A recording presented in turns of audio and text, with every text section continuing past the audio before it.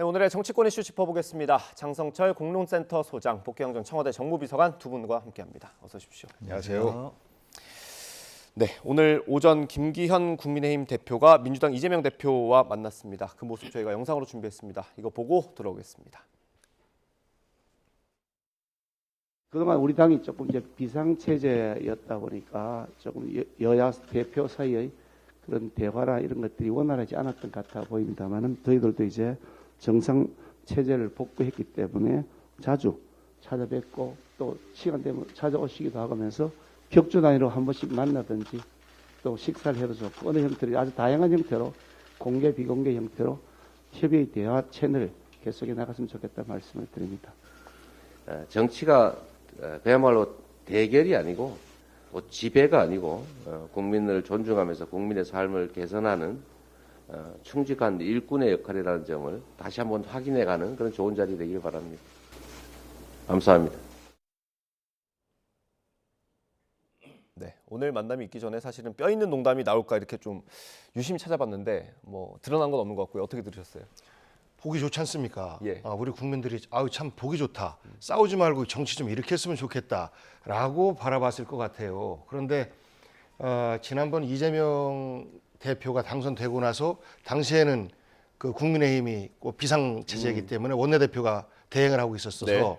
그때 뭐 공식 예방을 해서 만났는데 별다른 말이 없었고 대통령과의 여러 차례 면담을 요청했지만 대통령실에서도 계속해서 거부를 하고 있었고 네. 그래서 사실상 여야가 처음 만나는 것이나 진배 없는 이런 거였는데 저는 아쉬움이 한 가지 있다면 김기현 대표가 그 지난주죠.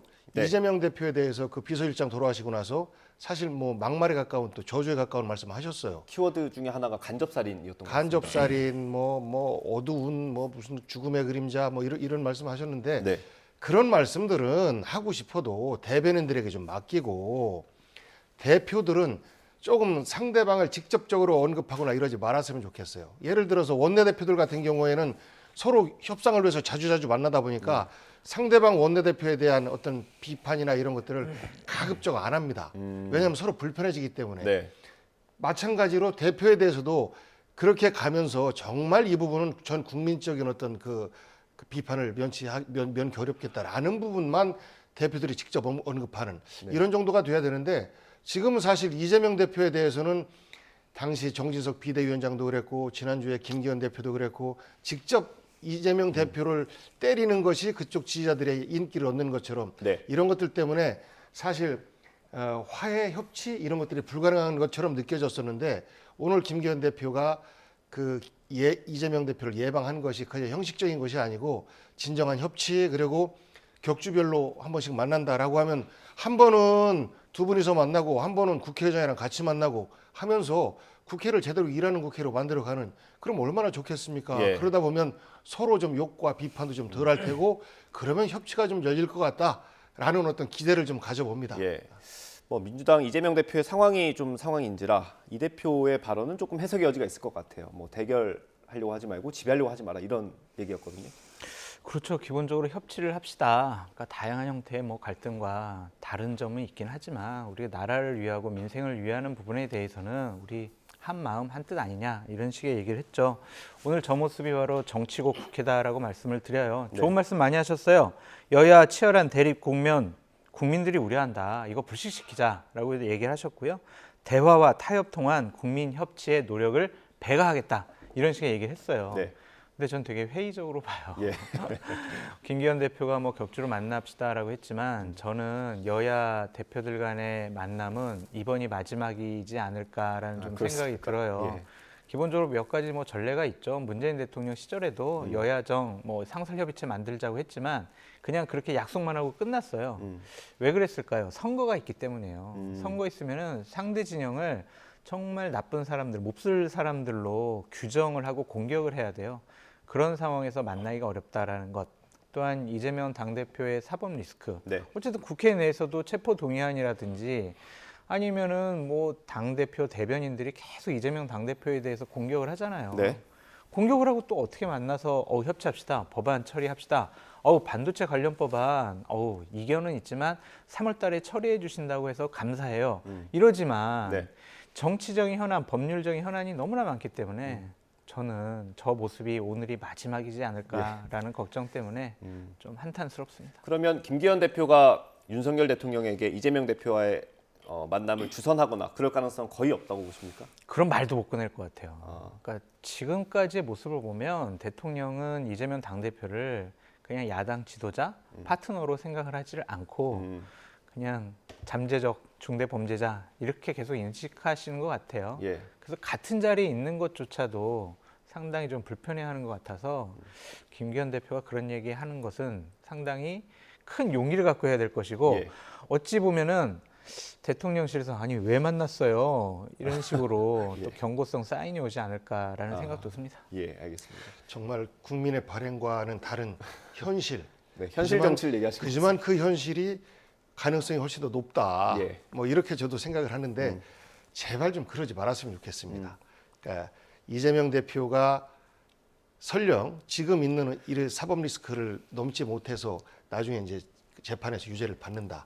손치더라도 그 이전까지는 야당의 대표 아닙니까? 네. 그러면 그 존재를 인정해 주면서 여당도 그렇고 대통령도 그렇고 대화를 통해서 일을 해나가야지. 그렇지 않고 내년 선거니까 극단적인 대립을 만들어서 국회 때문에 일이 안 된다라는 프레임을 만들고 싶은 거 다 압니다. 국민들도. 그러면서 내년 총선에 표를 더 달라라고 하는데 결국 무너지는 건 민생이고 지금 경제가 굉장히 어렵고 이런데 계속해서 여야가 갈등을 풀지 못한다라고 하면 그것을 온전히 이재명 대표에게만 또 민주당에게만 책임을 묻겠습니까? 그렇지 않죠. 왜? 이재명 대표 지금 이런 여러 가지 사법 리스크 때문에 사실상 정치적 힘을 제대로 발휘하지 못한다라고 하는 것 국민들이 다 알고 있습니다. 그러면 민생과 경제 어려움은 대통령의 책임이라 그래서 짐을 나누기 위해서라도 협치를 해야 되는데 그 이런 것들을 왜 안 하는지 저는 개인적으로 잘 이해가 안 돼요. 프레임 씌우기보다 더 중요한 것은 민생과 경제 문제를 해결하는데 우리 국민들은 관심을 갖고 있다라는 좀 충고를 드리고 싶습니다. 네. 근데 대통령께서 지난 월요일 날 저녁에 네. 여당 지도부를 만났잖아요. 예. 그 자리에서 우리가 그냥 원론적이라도 아이고 좀 야당과 대화 잘하셔가지고요. 우리가 내놓는 정부 입법 법안 같은 거 잘 좀 처리해 주세요. 이런 얘기가 안 나왔어요. 무슨 얘기가 나왔냐면 민생 중요하고 여러 가지 국가 정책 중요하지 않습니까? 우리가 발표한 거 여당에서 국민을 상대로 잘 설득하세요. 이런 식의 얘기를 했어요. 아, 국민을 상대. 네, 그러니까 야당과 협치하라, 야당과 대화해라 이런 얘기가 빠져 있거든요. 네. 대통령께서는 야당과의 협상, 대화, 타협 원치 않는 것 같습니다. 예. 아까 비서관님께서는 이제 기대와 바람을 섞어서 얘기를 해주신 것 같은데 네. 소장님이 전망하는 것에 따르면 선거가 있기 때문에 예. 마지막 만남이 될 것 같다고 하셨습니다. 그러면 선거가 지금 한 1년 정도 남았고요. 예. 그럼 어느 당 한쪽은 이제 지면 비대위 체제로 가지 않겠습니까? 그럼 1년 넘게 여야 대표가 만나는 건 다시 볼 수 없을 것 같은데요. 저도 그럴 가능성이 매우 높다고 봅니다. 네. 그러니까 민주당 같은 경우에도 뭐 여러 갑론을박이 있습니다만 연말쯤에 어떻게 하는 것이 총선에 유리한 구도를 만들 것이냐. 선대위 체제로 일찍 전환될 수도 있는 것이고 네. 마찬가지로 김기현 원내대표 그 대표 내에서 국민의힘이 지지도가 떨어지거나라고 할 때는 여기도 똑같은 위치예요. 그러면 어쨌거나 얼굴을 바꿔서 선거를 치러야 되기 때문에 선거 앞두고에 한 번의 지도부의 어떤 변화가 있을 수 있고 네. 그 다음에 선거 결과에 따른 또 지도부 책임론은 패한 쪽은 반드시 따라오게 돼 있는 거니까 예. 현재 지도부들은 어쨌거나 좋은 성적을 내서 내년 총선 이후까지 바라볼 수 있게 그러면 이재명 대표가 좋은 성적을 낸다라고 하면 다음번 대선까지 볼 수 있는 것이고 또 김기현 대표가 좋은 성적을 낸다라고 하면 그 다음에 어떤 그 용의 한 사람으로 이제는 경쟁자로서 성장할 수 있기 때문에 사실상 개인적으로도 사활을 건 정치 싸움을 하는 건데 네. 이것이 대화하면서 하는 것이 유리하냐 대결하면서 하는 게 유리하냐 그런데 우리가 그동안은 대화 타협보다는 대결 속에서 내 지지자들을 얼마나 더 많이 결집시키느냐로 그동안 선거를 치러왔기 때문에 이번 앞으로 1년 동안 내년 총선까지는 윤석열 대통령이 이재명 대표와 민주당을 대하는 그 태도처럼 똑같이 김기현 대표와 국민의힘도 그렇게 대할 공산이 매우 크다. 그렇기 때문에 우리 정 소장 예측하신 것처럼 앞으로 총선 때까지는 만남이 어려울 것이다라는 것이 객관적인 예측으로 보입니다. 네. 이재명 당대표도 김기현 대표가 과연 내 파트너고 내 상대방인가라는 것에 대해서는 네. 약간 좀 꺼리낌이 있을 것 같아요. 네. 왜냐하면 나는 대선 후보였는데 아, 1,700여만 표를 얻은 나는 예. 대선 후보인데 김기현 대표가 과연 자율성을 갖고 당대표직을 수행할 수 있는 정치력과 리더십을 갖고 있을까? 아니 그냥 이번 한번 인사 왔으니까 만나준 거지 나랑 격이 안 맞아 라고 생각할 수도 있을 것 같아요. 그럴까요? 왜냐면 계속 대통령 만나고 싶어 하잖아요. 그 부분이 네. 이재명 대표에게는 더 자주 보자라는 말씀을 하셨지 않습니까? 그 화답으로 일종의 립서비스. 대결 중심의 싸움꾼 이재명의 이미지에서 사실 벗어날 수 있는 것이고 이런 대화 타협 속에서 사실상 검찰이 계속해서 체포영장 청구를 할 것이다라는 어떤 추측들을 하고 있는데 지금 현재 약간 언론의 논조도 바뀌고 있는 거 아니겠습니까? 검찰에서 출구 전략을 구사하고 있는 듯한 느낌이 들어요. 그렇습니까? 그러면 이런 것들을 최대한 이재명 대표 입장에서는 협치를 통해서 실제 일하는 민주당, 일하는 이재명의 이런 어떤 그 분위기를 바꾸려고 하는 이런 기회로 활용할 가능성이 더 높고 그게 더 유리해 보입니다. 예. 꼭 그러세요? 뭐 두 분의 공통점이 있더라고요. 변호사를 했었고 광역단체장을 또 하지 네. 않았습니까? 뭐 통하는 부분이 있을 것 같은데 네. 한두 번 정도는 더 만나는 모습을 봤으면 좋겠습니다. 맞습니다. 적어도요. 네. 이재명 대표 얘기를 좀 해보겠습니다. 어제 당원들과 좀 소통하는 기회가 있지 않았습니까? 당원존에서 라이브 방송을 했는데 그 내용 저는 조금 보긴 봤는데 어떻게 보셨어요? 저도 뭐 끝까지 다 보진 못했습니다만 당연한 말씀들을 하신 것 같아요. 이 당연함에 대해서 그 개딸이라고 표현되는 그 적극 지지자들께서 네. 반성을 좀 했으면 좋겠습니다. 심지어는 간자 아니냐. 문재인 대통령까지도 뭐 수박 7적 이렇게 한 사람들은 그 사람들은 적쪽에서 우리에게 보낸 간자인 것 같다라는 표현까지 하셨어요. 정말 지당하신 말씀인데 그런 말씀조차도 사실상 문자 폭탄이나 이런 비판이 무서워서 뭐 친명이라고 하는 그 지도부에 있는 의원들이 제대로 표현을 못했던 거거든요. 요 인터뷰 하나 저희가 보여드릴게요. 오늘 라디오 인터뷰였는데 이분이 이제 이재명 대표 적극 지지자라고 본인을 소개를 했고요. 요약을 해보면 그 문자 폭탄은 좀 자제해야겠다는 생각이 있는데 수박이란 단어를 그거에 대한 비판이 있으니까 뭐 비판 알겠지만 수박 의원들이 나와서 수박인 것처럼 얘기를 한다 이렇게 얘기를 했어요. 어떻습니까? 글쎄 뭐 지지자이기 때문에 일반 시민 예, 뭐 대표되는 건 아닙니다. 그렇습니다. 이 목소리 중에 하나로 좀 들어봤으면 좋겠다라는 생각을 하고 결국 이재명 대표의 생각은 다 표현이 되었다. 개혁 지지자들에게 당 전체를 봐주시고 또 국민과의 관계를 좀 봐주십시오라는 어떤 부탁을 드리는 것 같아요. 그런데 지금 현재 드러나는 이런 갈등이 결국은 내년 총선 아니겠습니까? 네. 조금 전 주자고 똑같이 여야뿐만 아니라 당 내에도 그런 거예요. 우리가 지금 총선 그 TF를 만들었는데 이 갈등이 있는 겁니다. 여전히 규칙을 어떻게 정하느냐.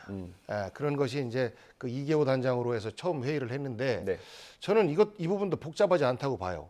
이재명 대표가 총선 뭐 경선 룰을 네. 건드리려고 하면 또 다툼이 생기기 때문에 21대 총선 룰이 있습니다. 네. 그러니까 당원 50, 국민 50. 그 시스템이 어느 정도 갖춰져 그렇습니다. 있죠. 이거 전당원 투표를 통해서 만들어 놓은 이해찬 룰이 있거든요. 그러면 현재 21대 국회의원들이 그 룰을 통해서 경선을 통해서 당선까지 됐기 때문에 저는 그것을 그대로 준용하는 것으로 갈등을 봉합하면 저는 이후에 당내 갈등이나 이런 것들이 다소 좀 주춤하지 않을까 이런 측면도 좀 생각해 봅니다. 이재명 대표가 어제 그 당원들과 만난 그 유튜브 방송, 라이브 방송에서 총구는 밖으로 해달라 이런 얘기들을 그런 취지의 얘기들 거듭했습니다. 약간 비명계 의원들의 목소리를 좀 담으려는 것 같았거든요. 밖으로 하지 마시고 안에 하셨으면 좋겠어요. 왜냐하면 저분들이 제가 이제 이재명 당대표 막 공격을 하니까 저한테 총구를 향하더라고요. 그렇습니까? 네.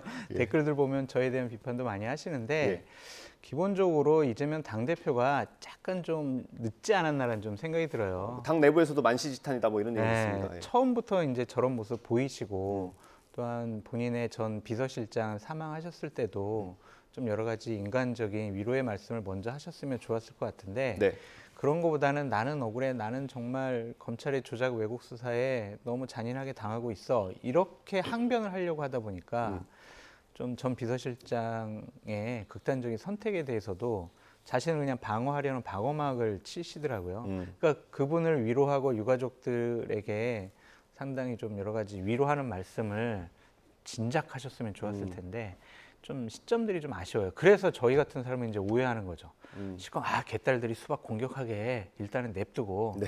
조금 이제 심해지니까 예. 본인이 좀 다독거리는 어, 이러한 것이 과연 야당 당대표로서 적절한 처신이냐 예. 그렇게 비판할 수밖에 없거든요. 음, 그래서 내부적인 갈등이 있으면 선거 치르기 힘들거든요. 네. 그래서 강력한 지지층이 있는 것은 좋은데 외연 확장이 안 돼요. 그러면 그래서 저분들을 좀 자제시키고 다독이는 것은 좀 필수적으로 보여집니다. 이재명 대표 입장에서 이렇게까지 했는데도 지지자들이 움직이지 않으면 그때는 어떻게 해야 됩니까? 계속해서 반복적으로 호소해야죠. 뭐 그거밖에 더 있겠습니까?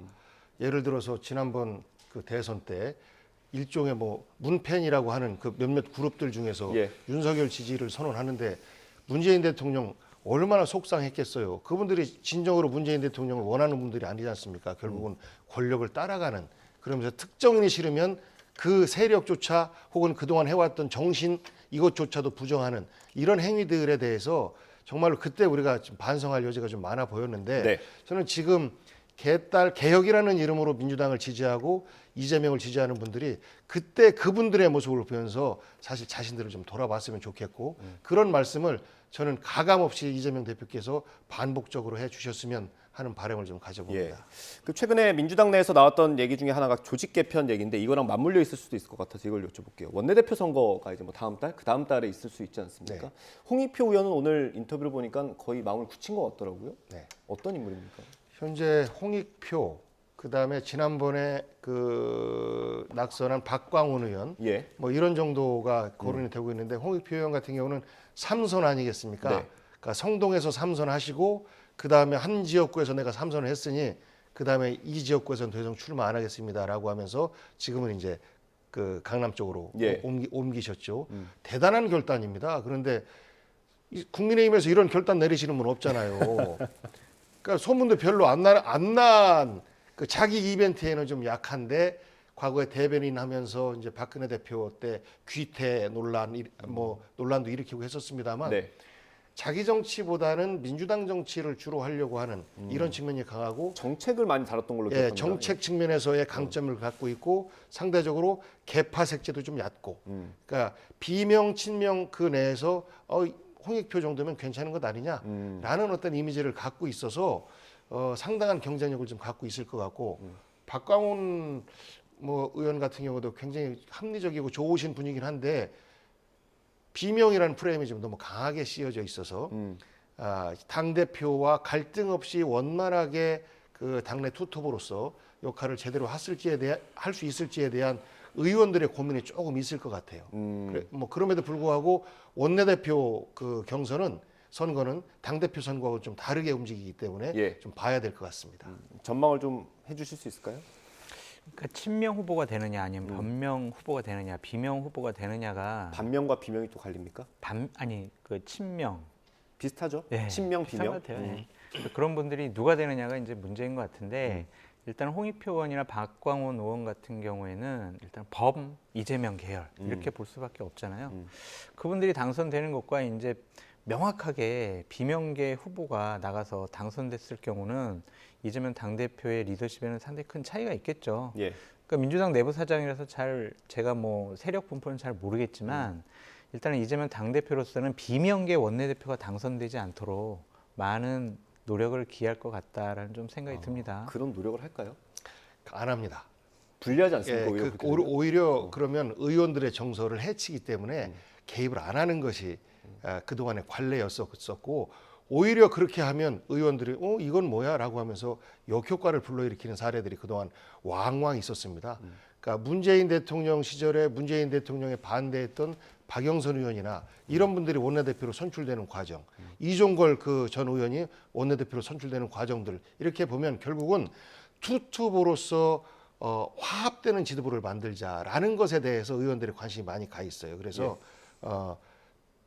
친명계 적극적 친명을 대표하는 의원들을 만약에 원내대표로 세우려고 한다라고 하면 오히려 더 역작용이 발생할 것 같다라는 예측을 좀 해봅니다. 그거는 제가 좀 생각이 다른 이유가 뭐냐면 지금 리더십이 좀 흔들리고 있는 상황에서 2인자인 원내대표가 내 뜻과 다른 비명계 후보가 의원들의 선택을 받아서 원내대표가 됐다 그러면요. 예.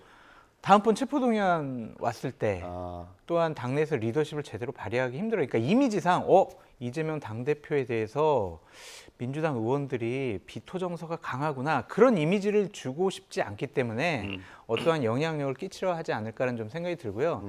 이재명 당대표가 뭐 예를 들면 공천 관련 TF 만들어가지고 제도 개선하겠습니다라고 하면서 비명계 의원 대규모로 9명 집어넣었어요. 이런 식으로 얘기를 하잖아요.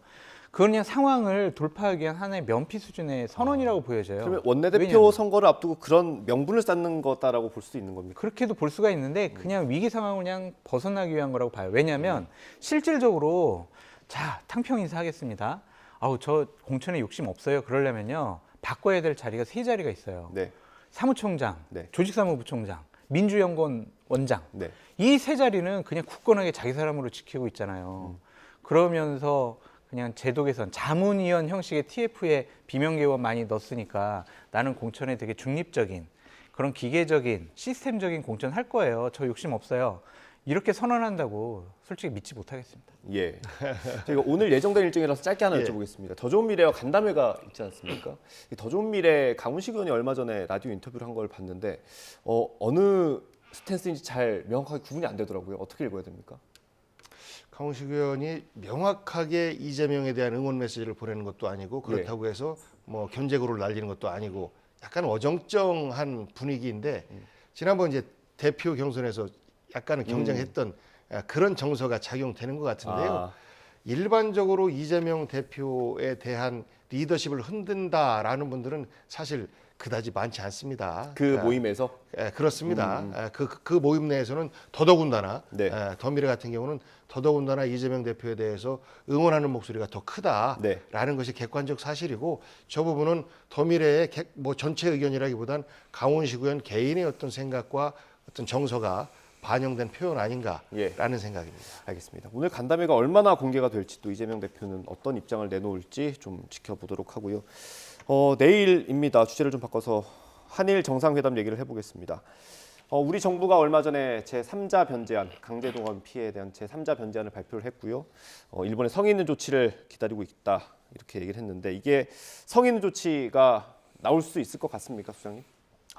나왔으면 좋겠는데 네. 그러지 못할 것 같다라는 예감이 들어요. 왜냐하면은 방금 전에 이제 보도 나온 것을 보면 정상회담은 있고 네. 공동 기자회견은 있는데 네. 공동 선언이 없다라는 거예요. 맞습니다. 공동 선언이 없으면 양국 간에 첨예하게 갈등이 있고 대립되고 좀 논란이 됐던 문제들에 대해서 일치된 의견이 없을 수가 있다라고 볼 수밖에 없잖아요. 공동 기자회견 한다라는 건 뭐예요? 서로 상호 간의 입장만 네. 얘기를 한다는 거 아니겠습니까?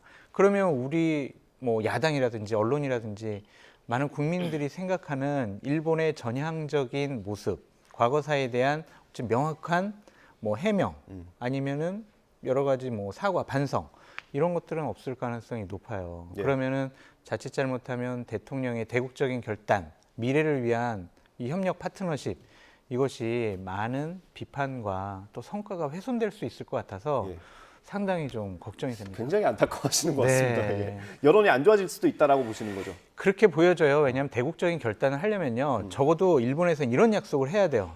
좋아. 우리 전범기업들 당신들 참여 안 해도 좋지만 앞으로 우리 위안부 피해자 할머니분들이나 강제징용 피해자분들에게 상처를 주는 강요들의 망언은 더 이상 나오면 안 돼. 하야시 외무상 당신 목요일 날 했던 그런 발언들 더 이상 나오면 안 돼. 그리고 독도는 일본 땅이라는 허무맹랑한 주장 더 이상 하면 안 돼. 이런 식의 약속을 받아와야 되는데 못 받아올 것 같아서 그러면 자칫 잘못하면 민주당이 얘기를 하고 일부 제야단체에서 얘기하는 굴종외교한 거 아니야? 우리 왜 했어? 그럼 이렇게 굴종외교하고 과거사에 대해서 우리가 뒤로 물러서는 모습 보이면 한일 정상회담 왜 했어?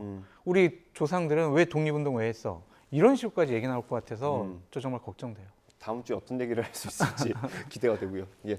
이미 이 만남 자체를 위해서 무릎 꿇은 거다라고 국민들은 생각하고 있어요. 아직 회담도 안 했는데 그러시면 어떡해요? 이 만남에서 만약에 말씀하신 것처럼 일본에서 한국이 우리나라가 양보한 만큼 그만큼의 또 저쪽에서도 양보를 해온다. 어떤 화답을 해온다라고 하면 그거는 뭐 가능하겠죠. 예를 들어서 우리 안은 우리가 배상 다 할게라고 했는데 그러지 말고 우리도 전범 기업과 일본 기업들 들어가고 옛날에 문희상 안처럼 네. 그렇게 합시다. 이것을 화해의 어떤 계기로 삼읍시다라는 답을 해 줘야지 되는 건데 저는 뭐 천부당 만부당하다고 생각해요. 그래서 결국은 그동안에 일본과의 관계를 민주당에서 반일 감정을 이용해서 해쳤고 이것이 결국 국익에 반하기 때문에 우리는 국익을 위해서 불가피하게 이런 조치를 합니다라고 하는데 이것이 결국은 친일로 되는 거예요. 과거에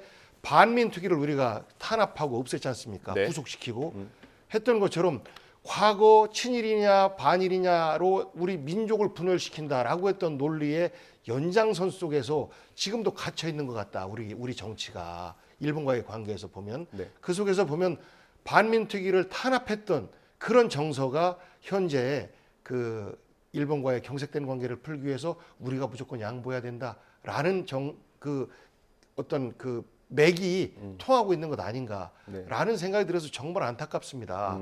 말씀하신 것처럼 공동선언이라든지 여기에서 어떠한 결과물을 주고받는 것을 통틀어서 미래의 한일 관계에 대해서 선언하면 얼마나 좋겠어요. 과거 그 김대중 오부치 선언처럼 마음에 담은 사과. 이때는 사실 그 전에 또 비사도 있다고 그래요. 네. 그 김대중 대통령께서 그 납치 사건 있었지 예. 않습니까? 이때 일본이 일정 정도 개입을 한 것에 대해서 어떻게 사과를 할까라고 전전긍긍하는데 대통령께서 그 오부치 총리한테 나한테 사과하지 말고 우리 나라한테 사과하시오라고 말씀을 하셨다 그래요. 네. 이것들은 이제 아직 드러나지 않은 비사라고 하는데 김하중 당시에 의전 비서관은 알고 있다고 합니다.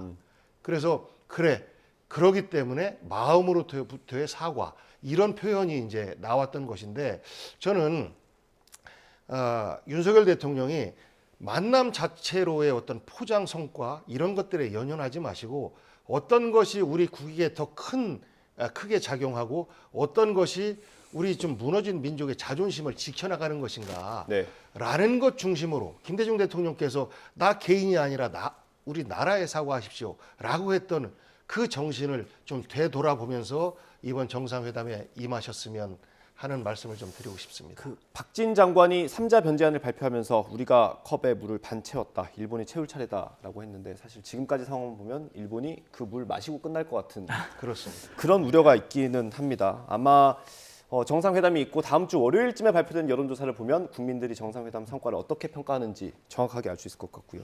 마지막으로 이 주제 짧게 다뤄보겠습니다. 윤석열 대통령이 근로시간제도 개편안을 재검토하라고 지시했고요. 오늘 홍보수석이 나서서 다시 한번 그게 어떤 의미인지 설명을 했습니다. 이게 사실 오늘 아침 신문 보도, 어제 저녁 방송 보도까지는 전면 재검토가 백지화까지 가능하다는 얘기다라는 전망이 있었는데 오늘 또 브리핑은 그 얘기 같진 않아요. 어떻게 보세요? 그러니까 MZ 노조들에게 제대로 설명을 하고 이해를 구해라라는 거 아니겠어요? 이거 취지는 괜찮은 것 같아요. 근로자의 선택권을 좀 강화시킨다. 이 제도 자체. 네, 건강권을 보장한다. 그리고 주 52시간에서 바쁠 때는 최대 69시간까지 일할 수 있는 노동 시간의 유연화를 꾀하는 거다. 어떻게? 근로자와 사업주가 계약을 맺어서 협약을 해서 서로 동의가 되면 그렇게 하겠다라는 거잖아요. 네. 근데 많은 우려가 있는 거죠. 아니 우리 실컷 69시간 일하고 만약 사업주가 안 돼, 휴가 가면 안 될 것 같아. 지금 바쁜 일 더 있어. 일 더 해야 돼. 연장근로 더 해. 이렇게 하면 자기네들이 항변할 어떤 수단이 없다라는 것. 그런 제도적인 여러 가지 미비점을 좀 보완을 했으면 좋겠다라는 건데 저거는 기본적으로 대통령실에서 이번 주에 여론조사에서 좀 떨어졌잖아요. 저번 네. 주보다. 그것이 강제징용 문제와 관련해서 일본과의 어떤 회담의 성과 이거보다는 이 69시간 문제가 지지율 하락에 더 큰 요인이 있다고 생각을 해서 이거를 대통령께서 재검토를 한 것으로 보여지는데 좀 실망스러운 거는요. 예. 지금 나오는 여러 가지 논란 그리고 많은 분들의 얘기를 듣고 또한 제도적인 개선을 하는 거는요. 대통령과 대통령실에서 발표하기 전에 네. 충분히 논의되고 이걸 다 점검했어야 해요. 그러니까 그 얘기를 드리려고 했는데 이게 지난해 말에 그 어떤 단체가 있지 않습니까? 정부에서 만든 단체가 있는데 노동시장연구회였나요? 네, 거기서 네. 이미 비슷한 안을 내놓고 몇 개월이 흘렀단 말입니다. 그다음에 발표를 한 건데 다시 한번 재검토를 하게 된 거예요. 정책 혼선이라는 비판이 좀 있긴 합니다. 이 52시간까지 가는 데 있어서 수많은 갈등들이 있었습니다. 이거 좌파냐 아니냐 기업 망한다 라는 갈등 속에서 52시간까지 왔는데 이것을 순식간에 단계적으로 예를 들어서 조금씩 뭐 몇 시간씩 늘려나간다라는 시도조차도 없이 이거를 52시간에서 69시간까지 간다라고 하면 말씀하신 것처럼 MZ세대 일하는 것 플러스 나의 여가 또한 굉장히 중요합니다. 네. 월급의 많고 적음보다 나의 삶이 어떻게 보장되느냐를 더 많은 관심거리로 여기고 있는 것이 MZ세대인데 그 과거에 민주당에서 얘기한 것처럼 그 만 5세 미만 초등학교 입학 이거하고 똑같이 툭 던졌다가 여론에서 반발하니까 다시 걷어들이는 결국은 준비 안 된 정부다라는 것들을 보여주고 있는 거예요. 그리고 현재 우리가 노조 조직률이 15% 미만입니다. 이것이 진짜로 성립되려면 작은 회사들일수록 더 노조의 어떤 권한 이런 것들을 더 보장을 하고 확장을 해서 네. 제도적으로 더 만들어서 정말 노동자의 의사에 반하는 근로시간 연장이 됐을 경우에는 더 많은 엄벌이 가게끔 하는 이런 장치들이 선제될 때 예. 논의가 가능한데 실제 큰 기업들은 노조가 돼 있어서 별 우려 안 해요. 그 나머지 85%의 작은 기업에 있는 분들은 결국은 희생자가 될 수밖에 없다라는 것이 객관적인 현실 아닌가 싶습니다. 알겠습니다. 저희가 시간 다 됐다고 하는데 요거 짧게 하나 여쭤보고 마무리하겠습니다. 국민의힘이 SNS에 민주노총을 겨냥한 어떤 그래픽을 올렸습니다. 저희 한번 보여주실래요? 네, 국민의힘 얘기라서 소장님 의견만 듣고 마무리하겠습니다.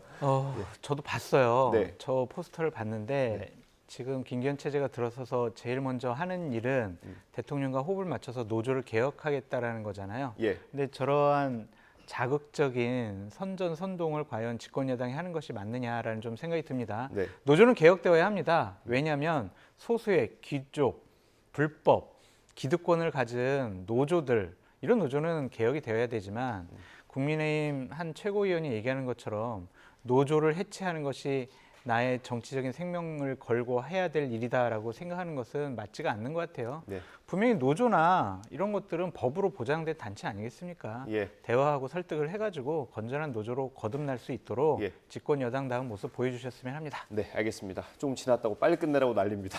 오늘 마무리하겠습니다. 감사합니다. 맞습니다.